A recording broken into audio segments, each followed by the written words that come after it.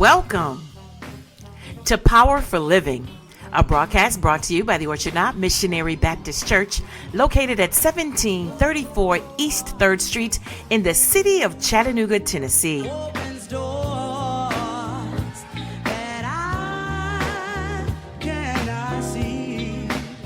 Jesus will. Jesus will.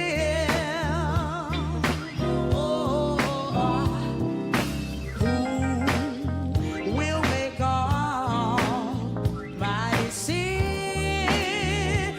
for me? Jesus will. Jesus will.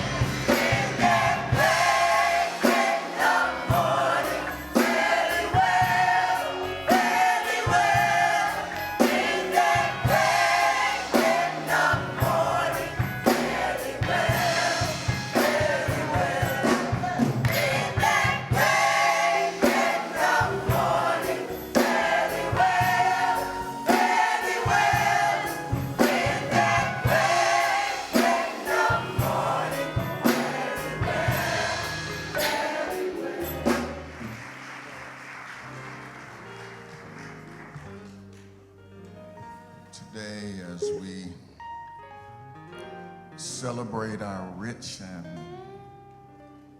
exciting heritage as people of African descent. It's not that we exclude anybody else. We're just proud to be who we are. Amen? And we're thankful for that. But this is the Lord's day. This is the Lord's day. We are his people. We are all his children. And we celebrate that for we celebrate him for his goodness. Hosea chapter 4. Hosea chapter 4. The book of Hosea. If you were somewhat like me, you said, I first went to Bible school. The professor told us to turn to the book of Hezekiah. So turn to the book of Hezekiah. And all of the Bible school students started flipping, looking for the book of Hezekiah. It sounds like it ought to be there because he's a biblical character, but those of you that's looking for the book of Hezekiah, a hint, there is no book of Hezekiah. But at that moment, we were all searching for Hezekiah. Somewhat like Hosea, somebody said, where is Hosea? I never heard of Hosea. It's one of those books that we don't read much from, so I thought I'd pick it today for good reading. Amen. The screen is going to be NIV. I'm going to be reading from the New King James Version. I didn't get it to them in time, so they've got one version, I've got another one. But NIV is going to read clearer. I'm just going to read it from the New King James. Chapter 4, verse 1, hear the word of the Lord, you children of Israel. For the Lord brings a charge against the inhabitants of the land. There is no truth or mercy or knowledge of God in the land.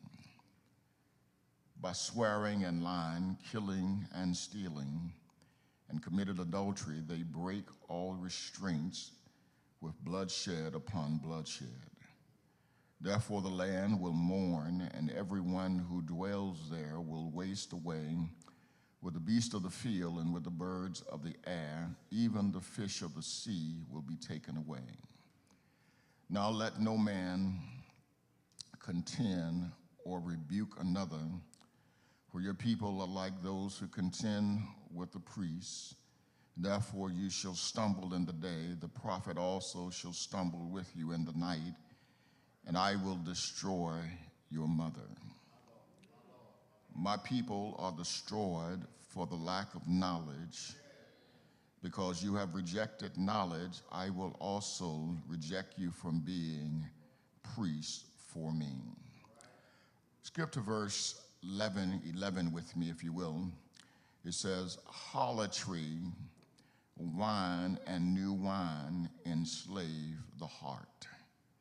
My people ask counsel from the wooden idols, and their staffs inform them, for the spirit of harlotry has caused them to stray, and they have played the harlot against their God. The grass withers, the flower fades, but the word of our God endures forever. I want to look back at verse number 6, just the A section. It's probably the most familiar portion of this 4th chapter. Its words, my people are destroyed for the lack of knowledge. I want to teach for a little while from the subject, too bright to drift. Too bright to drift. The book of Hosea is interesting because it's a love story. It's about a man whose name is Hosea, who happens to be a prophet. He's a minor prophet. It's not minor because what he says is not a priority. Minor and major prophets are distinguished because of the length, of the brevity of their message. So he has a briefer message, so he's considered a minor prophet. Since y'all want to get out of service earlier, I thought I would pick a minor prophet. And so what's happening here is that this minor prophet by the name of Hosea, his name is very similar to Jesus, as Jesus' name means Savior. Hosea's name means salvation of Jehovah. So they're kind of companions. Hosea is a contemporary of Isaiah and Micah and Amos. So when you see the three of them, they're kind of preaching and teaching during the same time period. But Hosea seems to have this weird scenario. God announces to him, man, you're going to get married. For any man, that ought to be good news, right? And for any woman, that's even better news. He says to Hosea, you're going to get married, but where it gets confusing is that the woman that God picks for Hosea to marry, she has a strange name. Her name is Gomer. Y'all know Gomer, don't you? Some of y'all thinking about Gomer Powell. Gomer. Gomer is her name. Can you imagine having a wife and her name is Gomer? I'm sorry if your name Gomer. I'm just doing what I know. But nevertheless, Gomer is her name. She's going to be named Gomer. I don't know if any parents have ever named their children after this Gomer. I don't know. But just like I don't know if any mother has ever named her daughter Jezebel. But nevertheless, her name is Gomer. She has a strange name. She's a strange, and God says, hey, this is going to be your wife, and says her profession, she's going to grow up and she's going to be a harlot. Can you imagine how that must have felt for Hosea, being told that his wife was going to be a harlot? What man wants to marry a harlot? Or what man, theologians debate about whether she was a harlot when he married her or she became a harlot after they married. I don't know, brothers, but it doesn't matter whether she was before or after. It's a bad place to be in. But Hosea is connected to this woman, and it's a love story. It's a love story, and she goes off, and she has 2 sons and a daughter, and none of them are Hosea's children. She's got 3 children, and later on in life, she's used up, she's worn out, she doesn't look good anymore, and she's placed on the auction block. And the reason I know that she's now being sold as a slave.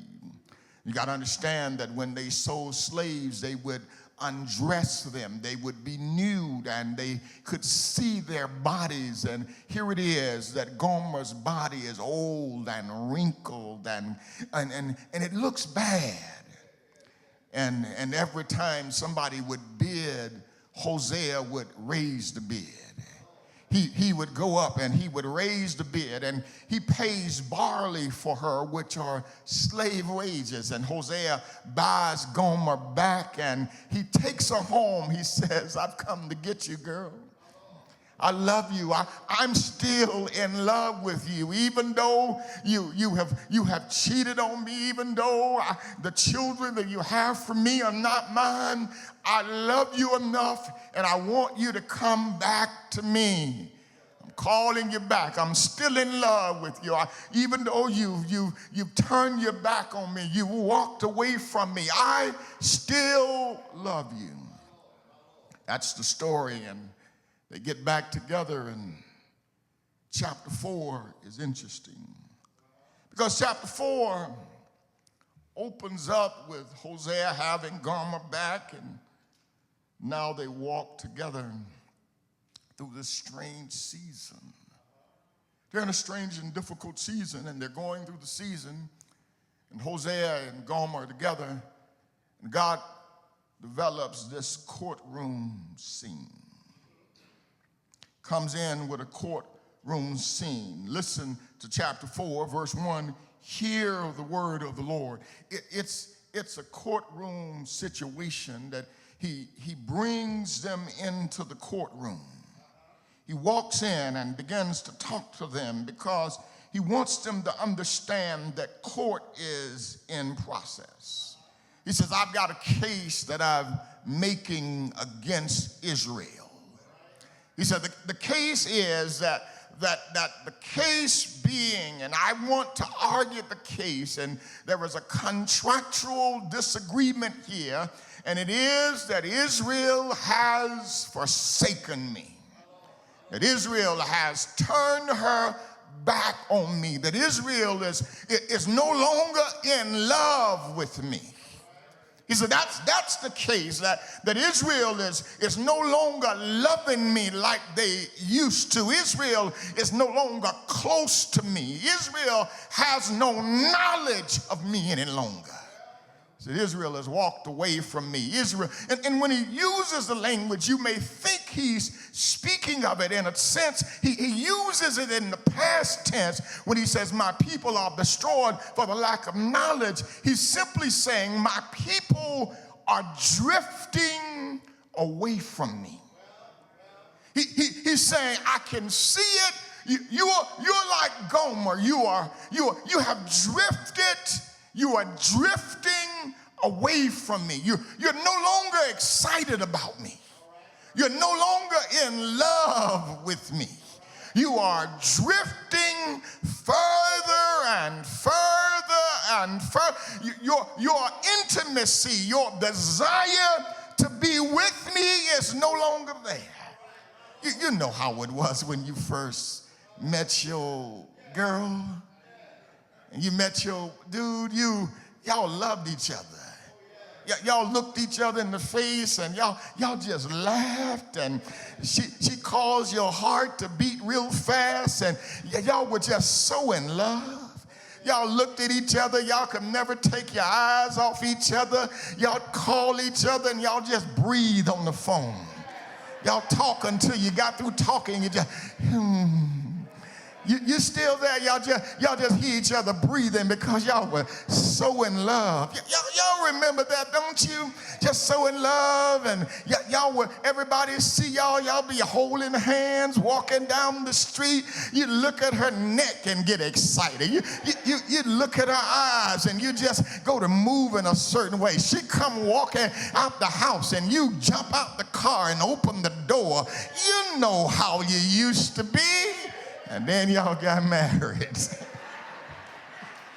And she got to telling you, pick up your socks, clean up your room, put them shoes up, wash them clothes. You ain't listening to what I'm talking to you. And then you remember the old, I grew up in a rural town, and in that rural town, and I probably date myself with this, but this is all right. It was before the days of seat belts. And see, most children said, they had cars without seat belts. Yeah, we only started loving y'all more and they made them put seat belts in them. But when we were coming up, we didn't have seat belts. They had one long seat. And if you knew if folk were in love, you knew when they were in love. You knew when they were in love. Oh yeah, you knew how you know they were in love, Pastor? They would come strolling through on a Saturday evening, the sun shining, and guess where that girl would be sitting? She would be all the way up under his arm. Oh, good God Almighty. She would be under his arm. He'd have his arm thrown around the seat, one arm on the steering wheel, and they would be strolling through town. Our sister Flag getting happy all over again. She going down memory lane. You just, where's Dennis? She had a smile on her face. I hope cameras caught it. But that's what it was about. They would be under there, and they would be on, and some of y'all are saying right now, you're looking at your husband and say, well, I remember those days. I remember those days. Guess what your husband is saying? I'm still in the same place I was, under the steering wheel. Who moved? I didn't move anywhere. Some of y'all have moved away. God is saying the same thing. I'm still in the same place I've always been, but for some strange reason, you have drifted away from me. You moved outside of the city limits. You don't seem to get excited about me anymore. When Sunday comes, you going somewhere else instead of coming to worship. When it talks about the goodness of the Lord, you don't seem to love me like you used to. And there's something strange here, because what's in the text, my brothers and sisters, is this. Historically, Hosea is going through this northern kingdom. He's talking about it because internally they are fractured. They are destroyed. They are spiritually bankrupt. Politically, they seem to be a stable nation, but there was religious activity, but there was no relational faithfulness. They were never faithful to God. They were just going through the motions. They were experiencing sacrifices and doing things, but they were not in love with God. Their worship had become robotic and mechanical. They knew when to say amen. They knew when to dance. They knew when to pray, but they didn't care anything about God. They were offering sacrifices, but they didn't love God. And God said, you have drifted and you are drifting away from me. Your knowledge of me, when he talks about knowledge, he's not talking about intellectual information. He's saying your knowledge, your understanding, to know me is intimacy. He said, your intimacy with me is strange now. He said, your breath smells strange. You're strange to me. You're drifting. You seem to be more in love with games and activities than you are with me. You don't seem to know me. He says, my people, here's the theological diagnosis that he gives. He says, my people are destroyed for the lack of knowledge. In other words, he's using, because when we see that word knowledge, we immediately begin to think about intellectual and academia. But what he's really saying, he's using the word nitmu in the Hebrew, which means, he says, you are being destroyed. He says, you are being cut off, silenced. You're being brought to ruin. He's saying, if you keep going the way you're going, if you keep drifting, you're going to end in devastation. Have you ever watched the old Western cowboy movies? And sheriff comes out and sees this dude coming through town. Sheriff walks up to him, says, boy, what are you doing in my town? Guy says, I'm just drifting. He says, well, keep on drifting, because we don't like your kind around here. And what he was simply saying, keep moving slowly until you get out. And God says, I see a lot of Christians drifting. You don't think you're drifting. He said, but I see you getting further and further away from me.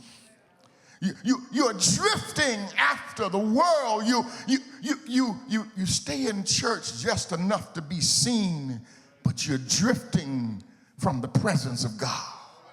You're moving further and further. He said, and your drifting is going to get you in trouble. You don't pray like you used to. You don't study this word like you used to. You don't seek me like you used to. You are drifting from me. You seem to be going through a mechanical form of worship, but there is no intimacy. You don't know me like you used to. And you got to know that here it is. He says, you find yourself in this strange place. And this is what, as we celebrate our heritage, this is what the black church and historically black colleges and universities wanted to ensure shortly after Emancipation Proclamation, after Reconstruction. They wanted to make sure that we did not drift away from God. They wanted us to know that God was who brought us.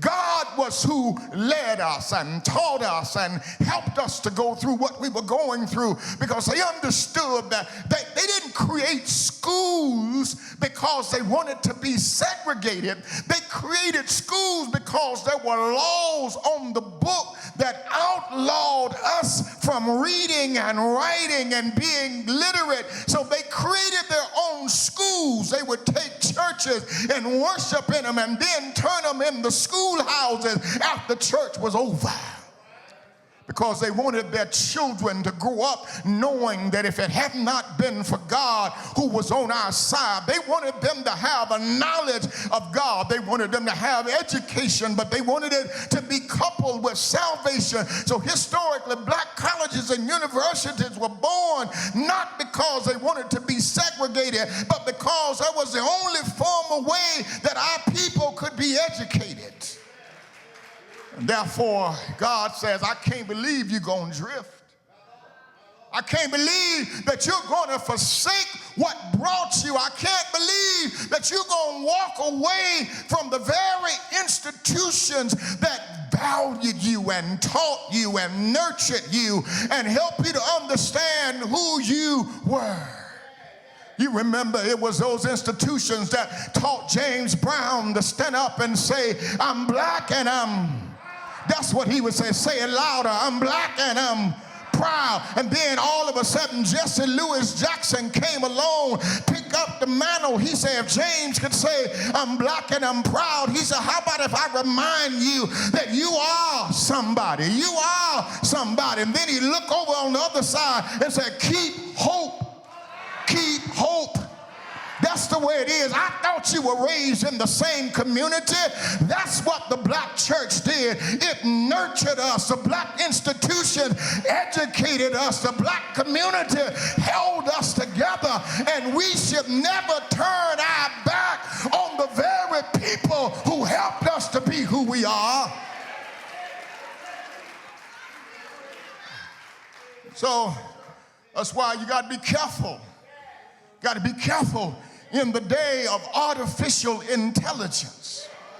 You got to be careful in the day of AI, because it's one thing to allow AI to help you correct the phrasing and make it sound better, but it's another thing to stifle your creativity by depending on somebody else to craft your phrases for you. Grandmama didn't have AI, but what she knew is that I'm made in the image of God. I am somebody, and if God breathes on me, I'm enough with God. She relied on the Holy Spirit, not the AI. I'm not telling you not to use it as a tool, but don't let that tool enslave you and allow other folks to become your thinker.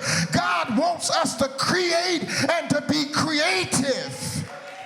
And when human beings stop being creative, we become carbon copies of somebody else's creativity. So be careful how you use artificial intelligence. Be the real you, because some things you don't get until you pray about it. Some things you don't get until you turn your head to the wall.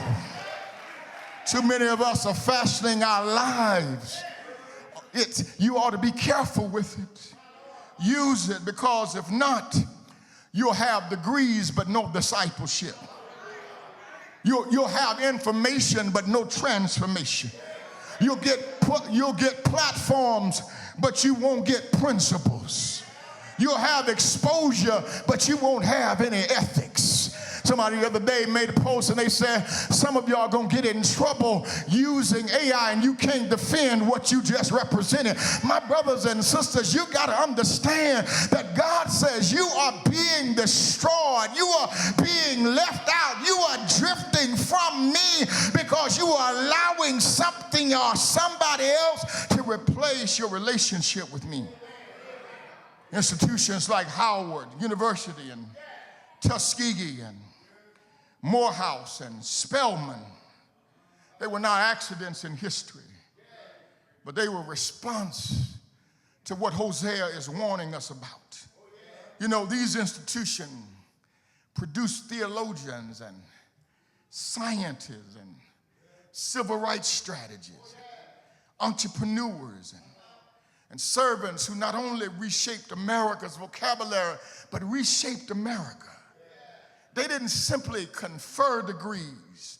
They were not diploma mills, but they cultivated dignity. They nurtured confidence. They instilled historic consciousness. They taught students not merely how to work, but how to think. They taught us to trust God even in the darkest hour.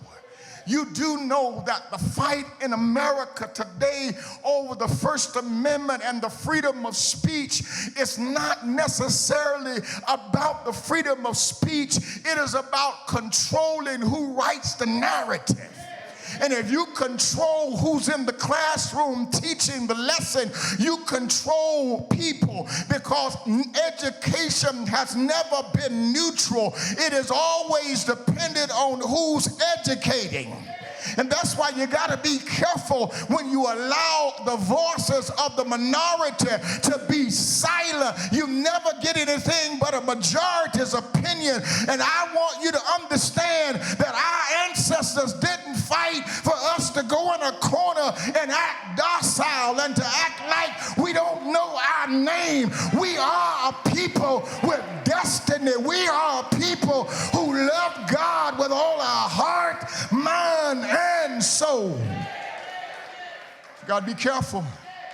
Not only that, you got to be careful because education is not neutral, but you got to understand that the black church and black schools opened doors and imparted wisdom based on God's guiding.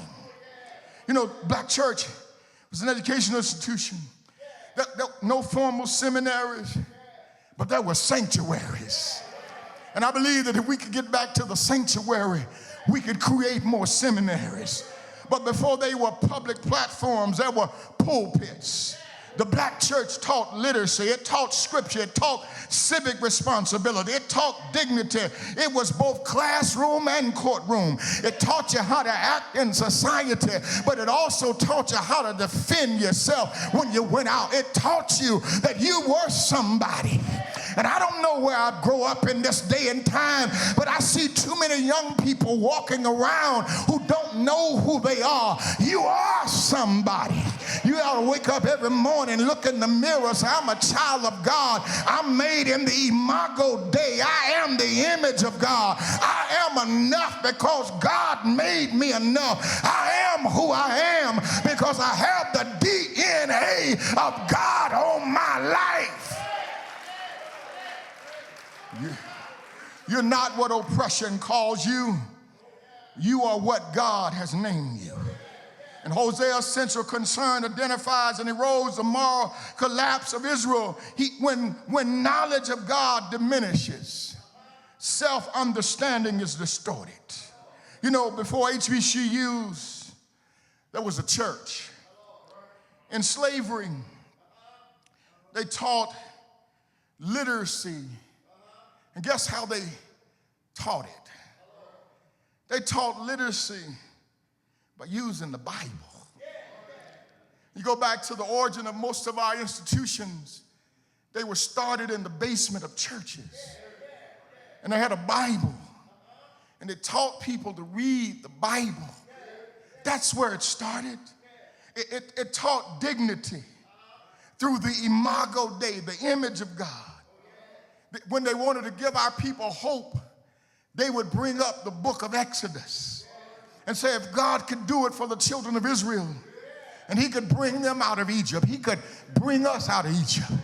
That's why the old church used to say Pharaoh's army drowned it in the Red Sea. The black church was a schoolhouse. You know, we couldn't go downtown to the civic center, but guess where our civic center was? We decorate the church and turn the church into a civic center. We slide the pulpit to one side and make a stage and put curtains on it. And all of a sudden, we'd have a production right at the schoolhouse. And we'd go to talking about James Weldon Johnson. We'd begin to paint a picture of creation because the black church had some imagination and creativity. And they would turn the schoolhouse into the civic center. And then when they wanted to be somebody, they wanted to raise up some community leaders, they would turn the church into a political incubator. The reporter from the newspaper a few weeks ago asked me, I got a call, they said, would you mind doing an interview about the new legislation that's being sponsored about interrupting church worship? And we have a legislator in the government there in Nashville who wants to make it a federal offense, criminal act, to interrupt worship. And I thought about it. I said, you know, I think I will. I said, call me tomorrow when I got more time. I said, it's Sunday and I'm on sabbatical right now. But call me back tomorrow. What I was really saying, I want to think critically about it. And I looked at my wife and I began to tell her what I was going to say. She looked at me, she said, you're going to get in trouble. And she said, some trouble you ain't worth you getting into. And so I heard her, but I didn't hear her. You know how you do. I heard her, but I didn't hear her. I said, I ain't thinking about that. But I decided to talk to the Lord about it. Me and the Lord had a conversation, and while me and the Lord, because I done already made up my mind, I just want the Lord to confirm what I've already made up my mind about.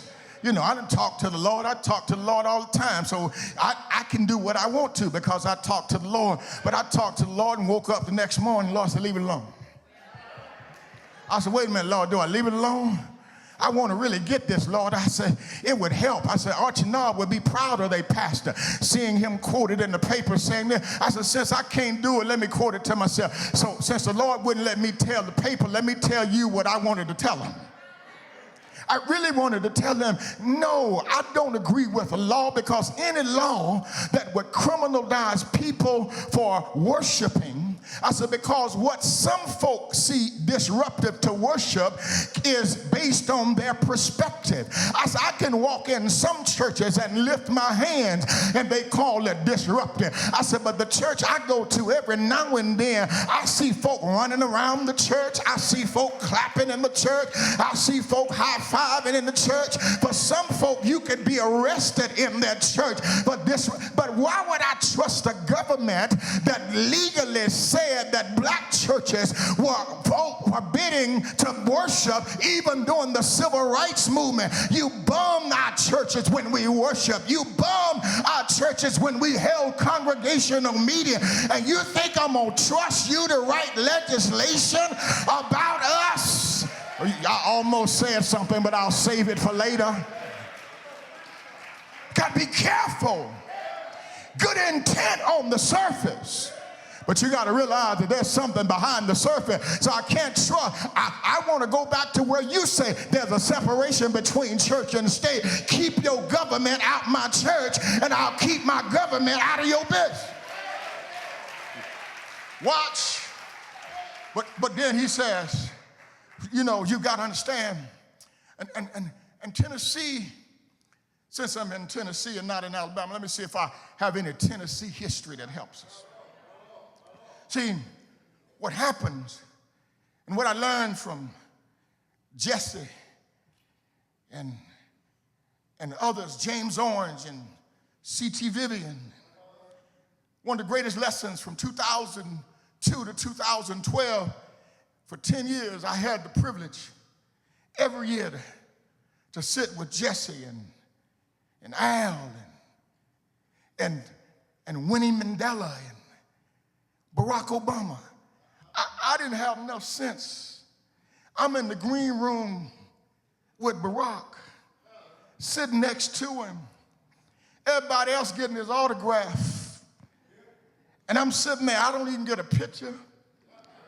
I don't get an autograph. Let me tell you, he was running for president. He wasn't president. But I didn't know how strong and how powerful this moment was. You sitting next to greatness, and you don't even recognize how close you are. And there I am sitting next to greatness. I got to speak. He's speaking from the same podium that I'm going to speak from. I speak before him. He come up after me. I tell folk. And then when we left the green room, guess who they asked to pray? I tell folk my claim to fame, the only reason Barack Obama came to be president of the United States, he came to Selman in the green room. I laid my hands on his head and prayed for him. I don't have the picture. I wish I did. I wish I had it. I wish I had the picture. But nevertheless, I'm trying to show you that that's history. But what happened before they got to Selma? Y'all remember, before they even showed up in Selma, before they got to the Edmund Pettus Bridge, everybody see Bloody Sunday, but they don't see Turnaround Tuesday.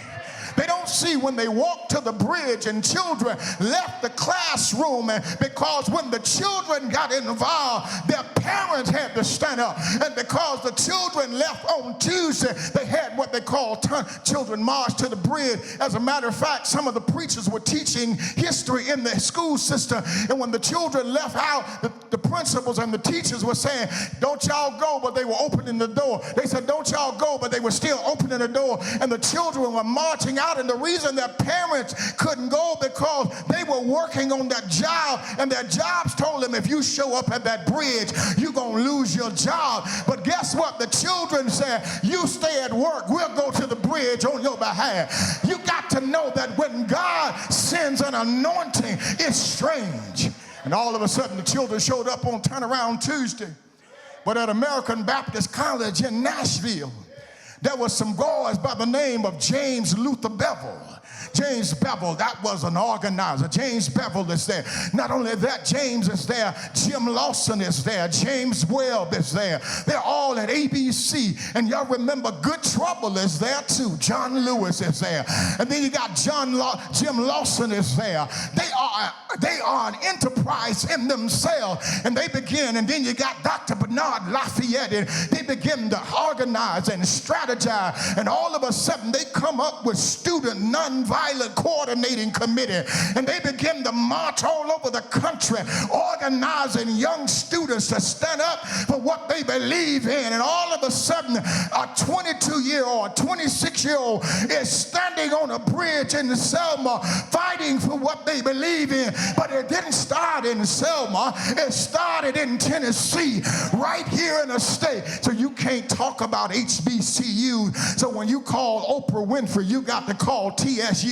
When you call a Wilma Rudolph, you got to call a TSU. When you call a W.E. Du Bois, come here, Finn, you got to call the roll. If you go call our people's name, one of the things they had in common is they were nurtured by the womb of the black church. Wait.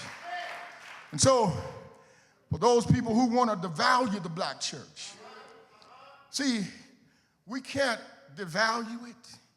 We can't underfund our schools. We can't abandon the schools that helped us to get to where we are. We can't minimize theological education. We can't abandon the family structure, because if we do, we miss repeating what Israel did. I'm going to close, but here it is. He says, return to knowledge. Hosea says, you got to come back to what you've abandoned. You got to turn back to the institutions and the God that you have walked away from. Hosea's challenge of people says, and the whole book, I know we get caught up on the love story and Gomer being a prostitute and Hosea being foolish for taking her back. But really, when you read the book of Hosea, and if you do proper exegetical interpretation and its exposition, it's about one story. It's about one thing. There's a word, teaching on Wednesdays and grasping God's word. The way you know what a text is about, you watch the repeated words. In Hosea book, the word that is dominant is the word return, repent. He's saying the whole book is about the children of Israel coming back to God. He said they walked away for a season. He said, but God is trying to get them to come back home. Repentance looks like intellectual renewal. It is repenting of our anti-intellectualism, repenting of historical amnesia. Some folk don't even want to be associated with any institution of color because they feel that it's substandard. But I want you to understand, you must have amnesia, because the institution that opened doors for you, then I know you may have went somewhere else like I did. I went to other schools, PWIs, and I'm proud, nothing against it. But at the end of the day, I am glad that I put a little chocolate in my sauce. Because I got to understand something, because some things some folk didn't understand, because pain helps you to interpret life differently. And when you walk through pain on a different way, I have some friends who often tell me, man, I don't have a prejudice bone in my life. That's why you and I are friends. I said, you're going to have to go deeper than that. Because just because you and I are friends doesn't make you or me not to be prejudiced. You got to understand, when you see me and see life through my lenses, because there's one thing to stand on my porch, it's another thing to walk in my living room. And if you can't see my life watching from my porch, you got to walk in my shoes in order to understand my pain.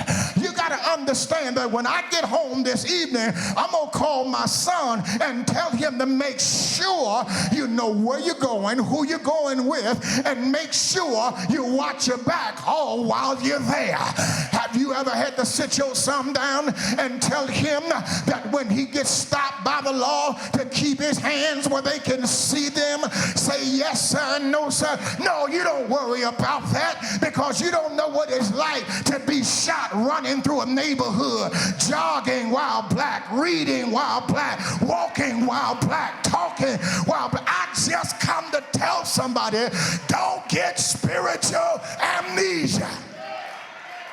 Watch. He said, your future is too bright to abort. I'm cutting across the field, and I promise you I am. Look at verse 11. It's where I want to wrap and hang this up on.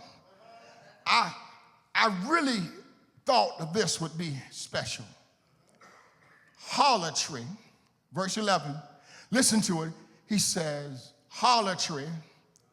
I wouldn't use the other word, but I'm in church. Wine and new wine enslave the heart. He said, the problem is, you done got a hold to, my grandmother would say, a hold to something that's strange. He said, you got strange women, you're hitting that bottle, and it's messing you up. Then he goes on and says, but listen, he said, my people ask counsel from the wooden idols. You got gods that you are seeking answers from, horoscopes and sign and palm readers. You going everywhere for your answers but the word of God. He said, that's how I know you're drifting. You paying a palm reader $100 to see what they see in your hand. Wait, but he says, and then he says, and their staffs informs them, for the spirit of harlotry has caused them to stray, and they have played the harlot against their God. God said, you done fell in love with a strange woman. And when he uses the word harlotry, because he said, you have gone after what's not real. He says, and I know you foolish, because you praying to gods that are graven images. And an image is anything you put before God and you begin to worship it. But then he says, but this is what blew my mind. He said, you have taken your staff, you know those walking, anybody got one I can borrow? Just a walking stick. You've taken your walking stick. Somebody bring that, let that boy bring it to me. You've taken your walking stick and you've thrown it up in there. So I want to illustrate this because I want you to see it. They had wooden ones. This is a better one. But what they would do is that they would take a bunch of sticks and they said, which way am I to go? And if I break it, I'll buy you a new one. But they would take the sticks. They would have many of them, and they would take the sticks, their staffs, and they would throw them in the air. And if they were to go right, and if the sticks landed that way, that's the way they would go. Can you imagine such foolishness? You've got 10 sticks. You throw them in the air, and whichever way they point, that's the way you go. God says you have gotten so confused that you don't know which way to go. You are leaning on sticks to point you in the right direction. And I'm trying to tell you that I'm the God that sees the direction that you ought to go in, and you don't even talk to me. Can I tell you, God said, you've drifted away from me. When I was a little boy and we used to play outside all evening, all day long. It would go to getting late in the evening. We would be playing out in the yard. My mama would step outside. It would be about 20 of us. We'd be playing football. It didn't matter where we were. Mama would step out because when those dusk to dawn lights would come on, that was just permission for us to play a little while longer. But mama would have cooked and everything was ready. Mama would step out on the porch and she would shout, Rodney! She didn't have to call but one time, and when she called one time, it didn't matter if I was going for the touchdown. I dropped the ball and headed home as fast as I could. The reason I headed home as fast as I could was not because I heard a voice, but I heard my mama's voice. It was a familiar voice, and I wanted to get home as fast as I could. And when I would get home, I would be out of breath, and mama said, you've been playing football? Yes, ma'am. Yes, ma'am. She said, take a bath and come down. It's time to eat. And we would all get to the table. I'm trying to tell you, God says, I'm calling your name, and some of y'all are not in a hurry to get home to be with me. Is there anybody in here today know that God is calling you to come back to the fold, and you keep ignoring his voice? God said, I'm calling you to home. You ought to be running to the house of God. You ought to be coming back to God.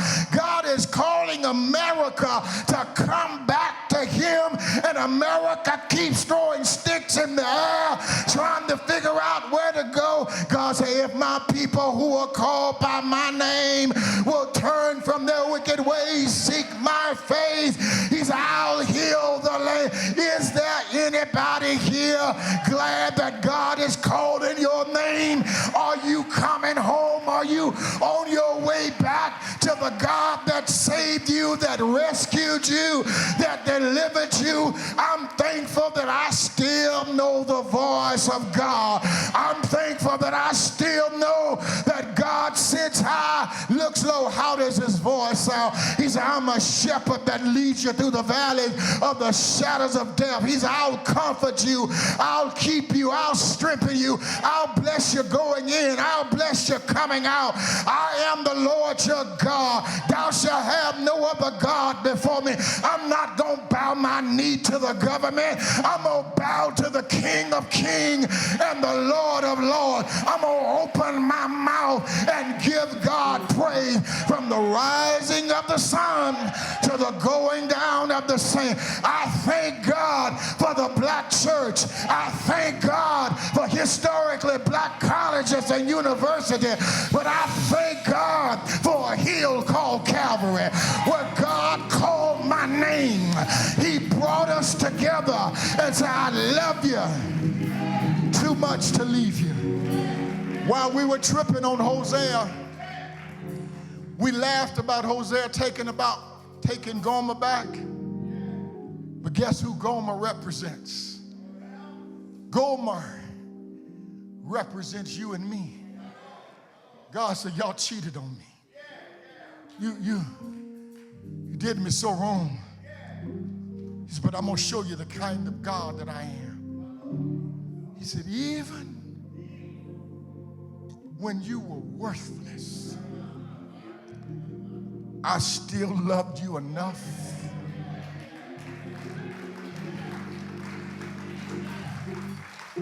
He said, I loved you too much to leave you like you were. Come on, church. Everybody, this is my season. Come on, testify. For grace, for favor. This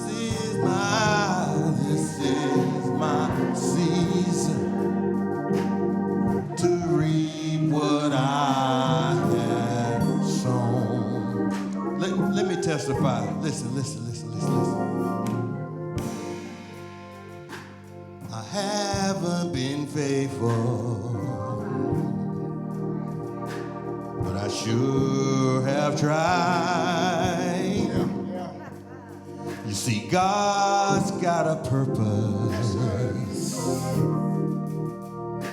and I know He never lies. You see, my God can do anything. He stepped out and He said, let there be. If you believe what Pastor's saying, then sing this with me. This is my seed for grace, for favor. Everybody, come on, it works when we all do it. Come on. This is my season to do what?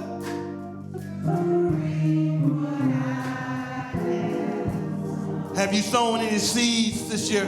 It's the beginning of the year. This is my season for grace, for favor. This is my season. To do what? To do what? One last thing. Turn to your neighbor and say, everything is working together for my good. Come on, tell your neighbor, say, everything is working together for my good. See, everything works together. Say, come on. Everything is together for my. One more time. Everything is working together for my. Now this is what favor means. Turn to your neighbor and say, it's good. Say it's good. Say it's good. Say it's working for my good. Say it's good. It's so good. Say it's good. Say it's working. One more thing. Now do this. Say, He's leaning in my direction. See, God's favor is leaning. Come on, tell your neighbor. Say, He's leaning in my direction. Come on, testify with your body. Lean to your neighbor, bump him, say, He's leaning. God is leaning. Say, He's leaning in my direction. This is my season for grace, for favor.